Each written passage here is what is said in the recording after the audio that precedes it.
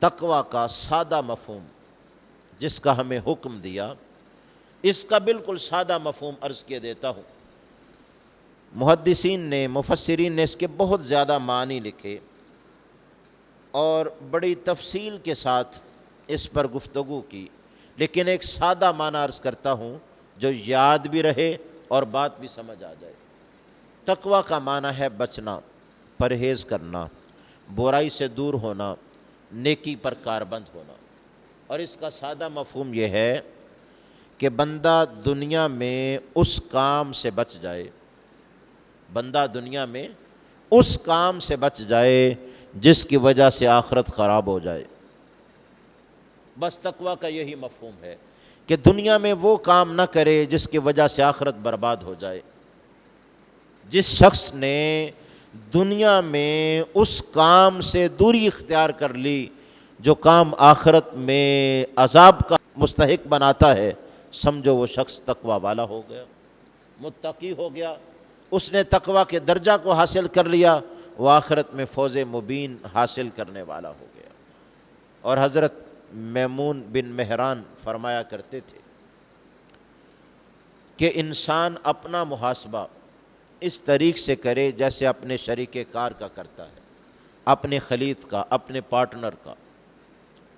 دو آدمی کسی کاروبار میں برابر شریک ہو جاتے ہیں تو ہر کوئی دوسرے کا خلید، پارٹنر، شریک کار ہوتا ہے۔ اب جب کام چلتا ہے تو وہ روز، ہفتہ بعد، مہینہ بعد اس کا حساب کرتے ہیں۔ حساب سے ایک خاص حصہ بچت کا، اور کبھی نقصان میں بھی کاروبار جاتا ہے، وہ اسے حاصل کرتے ہیں۔ اب حاصل کرتے کرتے کیا ہے، کام پر توجہ دینے کے ساتھ ساتھ اپنا جو شریک کار ہوتا ہے اس کی نگہبانی پر بھی بڑی توجہ دیتے ہیں۔ اور کیا کرتے ہیں؟ میمون بن مہران کہتے ہیں وہ یہ کرتے ہیں، کہتے ہیں اس کے پاس یہ کپڑا کہاں سے آیا، اتنی تو اس مہینے ہماری بچت نہیں ہوئی، اس نے جو کھانا کھایا کیسے کھا لیا، اتنے تو پیسے بچے نہیں ہیں، یہ دوستوں کے ساتھ جو موج میلہ کر رہا ہے اس نے کیسے کیا۔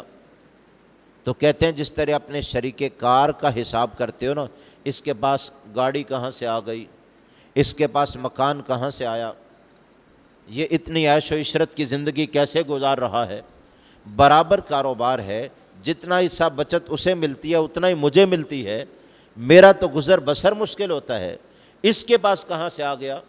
یا یہ حساب کرتے اس کی تنخواہ ہے 20,000 اور یہ تو اس کے گھر کا نظام بھی نہیں چلتا، اس کی عیش و عشرت کہاں سے، بچوں کی 25,000 فیسیں کہاں سے ادا کرتا ہے، فلاں کام کہاں سے کرتا ہے۔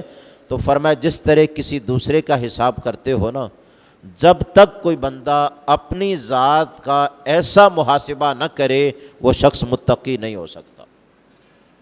تقوی کے لیے یہ ضروری ہے اپنا ایسے محاسبہ کریں کہ میرے پاس فلاں چیز کہاں سے آ گئی، میں نے فلاں کہاں سے وصول کر لیا اور فلاں چیز کہاں سے لی۔ فرمایا جب وہ اپنا محاسبہ شروع کر دے اور خود بخود اپنی زندگی کو پھر وہ پیچھے لائے، سادگی کی طرف لائے، تو سمجھے وہ شخص تقوی پانے والا ہے۔